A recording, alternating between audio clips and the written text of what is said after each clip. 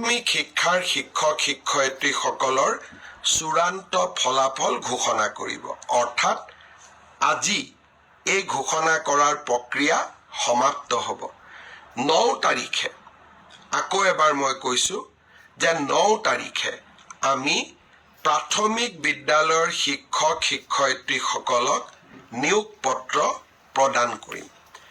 তাৰ পিছতেই আমি নৱেম্বৰ মাহৰ ভিতৰতে পুলিচ কনিষ্টবলসকলক নিযুক্তি দিয়াৰ ব্যৱস্থা কৰিম।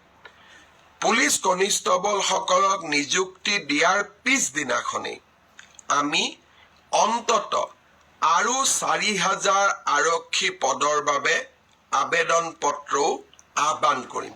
অৰ্থাৎ নিযুক্তিৰ পৰম্পৰা আমি চলাই ৰাখিম, যাতে অসমৰ যুৱক যুৱতী কেতিয়াও আশাহত হ'ব নালাগে।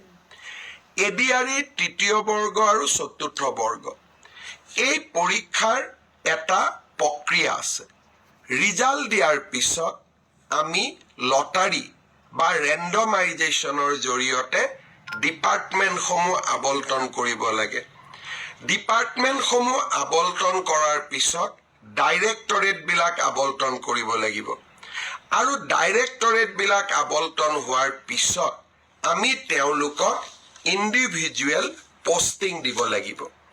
এই প্ৰক্ৰিয়াটোত 30টা দিনৰ প্ৰয়োজন হয়। মই আগতেই কৈছোঁ, যোৱা মাহত আমি কোনেও কাম কৰিব পৰা নাছিলোঁ।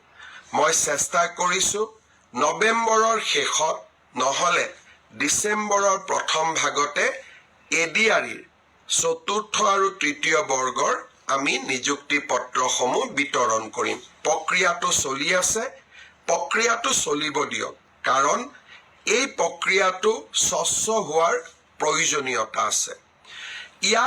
এইখিনি সময়ৰ মাজতে আমি পোষ্ট গ্ৰেজুৱেট আৰু গ্ৰেজুৱেট টিচাৰৰো নিযুক্তিৰ কাম হাতত ল'ম। আপোনালোকে দিয়া অপশ্যন অনুসৰি আপোনালোকক যাতে আমি নিযুক্তি দিব পাৰোঁ, তাৰ বাবে শিক্ষা বিভাগে ইতিমধ্যে কাম হাতত লৈছে। মই খুব সোনকালে আপোনালোকক নিযুক্তিৰ তাৰিখটো জনাম। স্বাস্থ্য বিভাগৰ নিযুক্তিও এই মাহতে আমি প্ৰদান কৰিম। চাহ বাগিচাৰ সমাজখনৰ বাবে আমি 3% এইবাৰ চৰকাৰী চাকৰিত আৰক্ষণ কৰিছিলোঁ।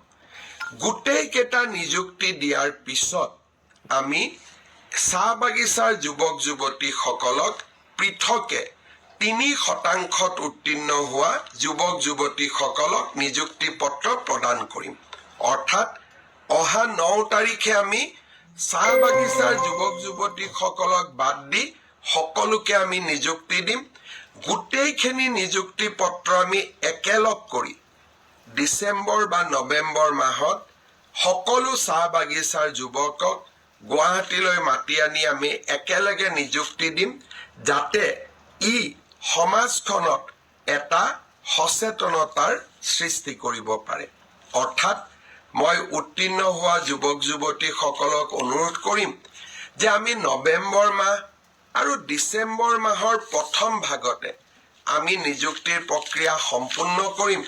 আপোনালোকে আমাক নিশ্চিতভাৱে সহযোগ কৰি যাব।